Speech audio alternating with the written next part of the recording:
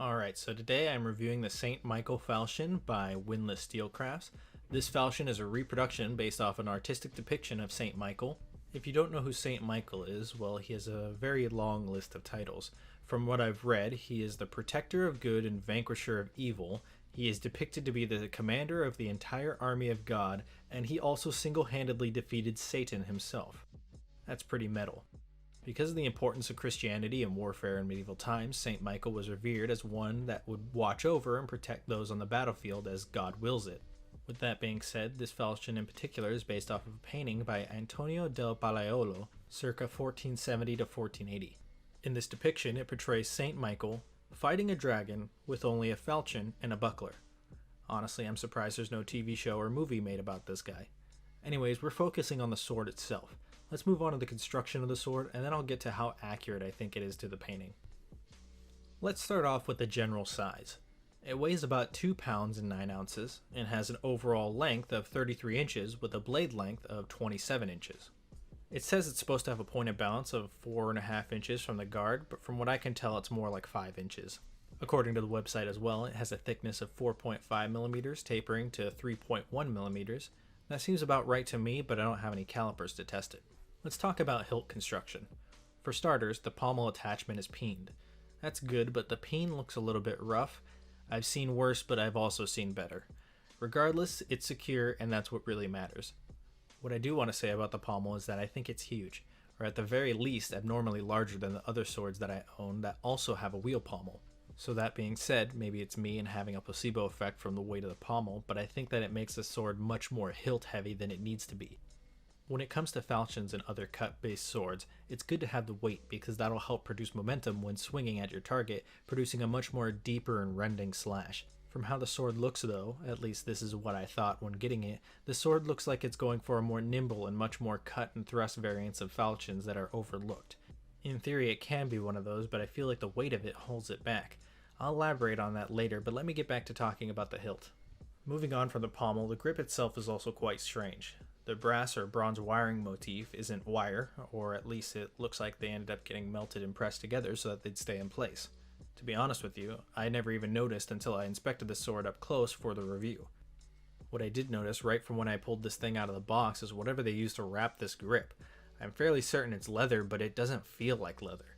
It feels like some sort of fake plasticky leather that sticks to my hand whenever I touch it. Like, you know the sound that saran wrap makes when you touch it and it sticks to your skin? That's the sound and feeling this leather grip makes.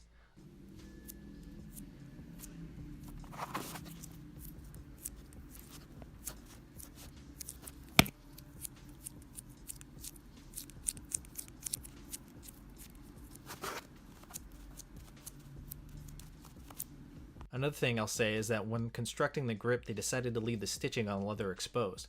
That's fine, other swords have done that, but they put the exposed leather on the front of the handle where it's completely visible to everyone. Why make a nice ornate handle and then have completely exposed stitching at all? Imagine wearing a nice shirt and then all the seams are facing out for everyone to see.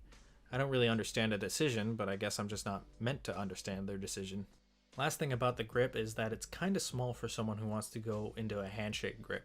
So your choices are to use a hammer grip or to put one finger over the guard. Considering that this weapon is depicted to be used with a buckler, I think finger over the guard is fine, and realistically I don't think anyone will be dueling with this sword anytime soon. And if they are, they have much bigger problems with this sword than worrying about where their finger is. Now as for the guard, I would have liked to only compliment the guard, but I have a small gripe with it as well. Let me start by saying the shape is superb with a knuckle bow that has a very interesting quillons that can deal even more damage if we were to strike someone with the guard. Also, I'm glad that they kept the rear guard bar, and they kept it relatively short so that it doesn't impede the maneuverability, but still keeps your hand protected, so if you had to do a parry with a false edge, the opponent's sword wouldn't slide down and hurt you. That being said, it does suffer with the gap problem that most production line swords deal with. In this case though, it appears the gap is sealed with what looks like some sort of epoxy. It's completely hardened, so I don't know how well it'll hold up to repeated use, but it's another thing that I wouldn't have noticed unless I took a closer inspection at it. One final thing I would like to say about the guard and the pommel both is that they are made out of high carbon steel along with the blade. I personally don't understand why sword makers do this. The only thing I can think of is it saves needing to get extra types of steels to make the fittings. Otherwise, just make your guards and your pommels out of stainless steel. They're small enough to where they won't get severely damaged by the impact shock, and they won't have to get any rust either. Like I said earlier, the hand space is already small enough as it is. Now you have to worry about, did I accidentally touch my pommel while I was using it or cleaning it? Because as you can see in this picture, it can get rust from even a single fingerprint. Maybe high carbon is the way to go for actual swords meant to go into battle, but 99% of the people using this sword aren't going to be fighting other people with them. And if they were planning on fighting people with a sword, I don't think they would choose this one. Alright, let's talk about the blade now. Let me start by talking about the maker's mark. Now, a maker's mark on a sword can be a symbol or some initials and maybe even a brand name. Honestly, I don't mind maker's marks on swords, especially if it's a good sword, because they're proud of their work and you should be proud to wield their work. That being said, I absolutely hate how tacky, unappealing, and a complete eyesore the maker's mark is on most of Windlass's swords. It says, verbatim, Windlass, made in India, in big capital letters. Not just that, it's not even lined up perfectly in the center. Like, who on earth thought that this would look nice? Most swords spend their time displayed on walls, and do you think that someone would want to look at that? I'm fairly certain that Windlass has an old maker's mark design, or maybe it's a newer one. I can't remember, I just know that I've seen it somewhere. The other mark just says Windlass, like how they would write in their normal font, and then it just has two cross kukri knives, because if you didn't know, they were the leading authentic Gurkha kukri knife maker for the longest time, and that's how they began their blade production. See, that's classy. That's visually appealing. That tells a legacy of your brand. I'd be proud to have that on my wall. This thing? I flip it over the other way so no one sees that awful stain on the blade. I don't know, maybe I'm being a bit over dramatic, but it wouldn't be the first time. Let me know your thoughts if you have any opinions on this matter. Anyways, moving on to the rest of the blade, the cross section on it closely resembles a diamond cross section, as you can see the center ridge. Maybe that adds to the weight a bit because of it not having a fuller, but I'd say it's negligible. The real weight comes from that dwarf planet they call a pommel, but let me get back on track before I get on my soapbox again. The blade shape is straight, that goes up to a clip point type of tip that you would normally see on knives like a Bowie knife. If you want an edge on it, then you're going to have to ask for an edge provided by the retailers themselves, i.e. Cult of Athena or Museum Replicas Limited. I purchased my sword through Cult of Athena, so I decided to pitch in the extra $15 to have them sharpen it, and it's what you'd expect. I'll talk more about the edge once we get to the cutting section, but let's just say that this sword isn't a lightsaber.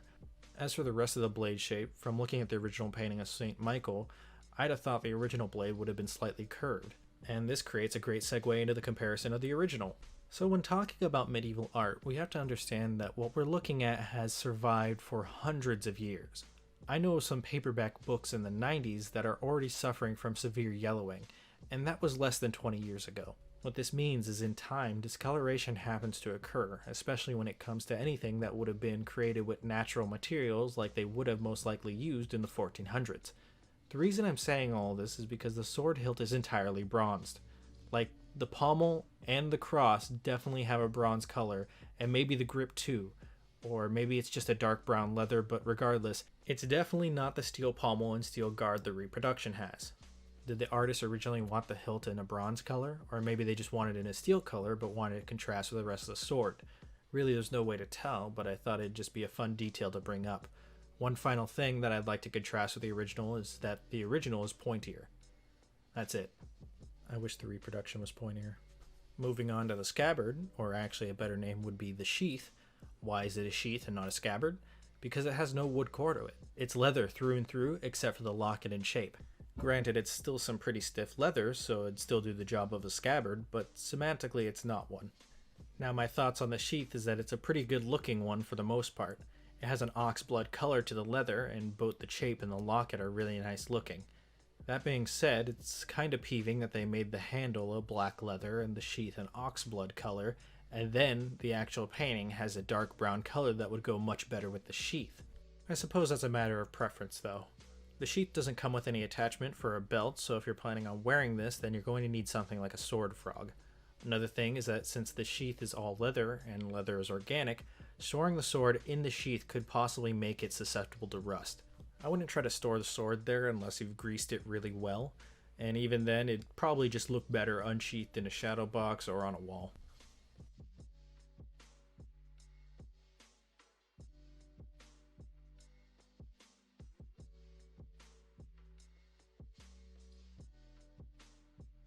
Alright, now that we got all the boring stuff out of the way, let's talk about the cutting tests. So as you'll see in the footage, I attempt to use the buckler with it. If you don't know what sword and buckler combat looks like, then you'll probably think it's fine. If you practice sword and buckler frequently, I hope my bad form doesn't make you cringe. I actually have no formal training with sword and buckler, and that's actually the reason why I have a buckler, so that I can start learning more about it. Everything you see me do is either mimicking what I've seen before, or doing what feels right in my opinion. You'll also see two other things. One, not all of my cuts are really clean. This sword will make you work for your edge alignment, unlike some razor sharp swords. That's good for beginners and people learning how to cut with a sword, but if you're adding to an already vast collection of quality swords, you might get frustrated with the edge geometry the sword comes with. I don't know if it'd be worth it to try to grind a new one in either. 2, if any of my swings seem sluggish, that's because it is, and if you'd like a comparison, I have a video of me doing a bunch of cutting tests with other swords and this one. I'll leave it in an annotation in the top right cards if you want to see that video. This sword does have some weight behind it, so that might be something that you're looking for, but it's not really blade heavy like most falchions. Instead, you really feel it in that awkward handle. Speaking of the awkward handle, I don't know if you can see, but I have my index finger on top of the crossguard so I can get that handshake grip I was talking about on the sword.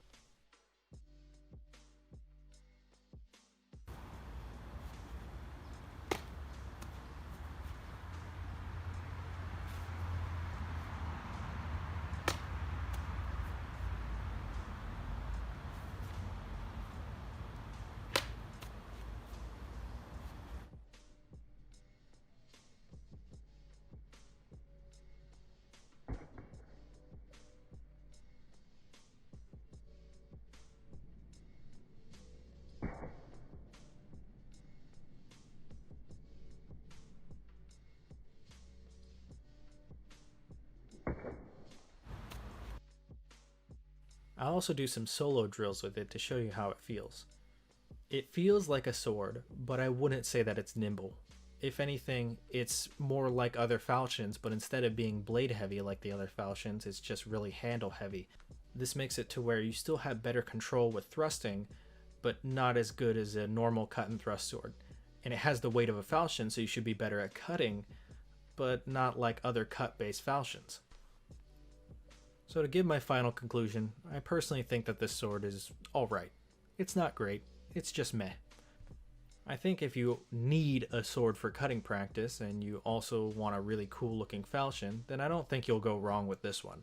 I think if you already have a big collection of swords, then this one most likely is not going to be the best for you. As for me, I picked it up on Black Friday last year for $150, and it's usually $225.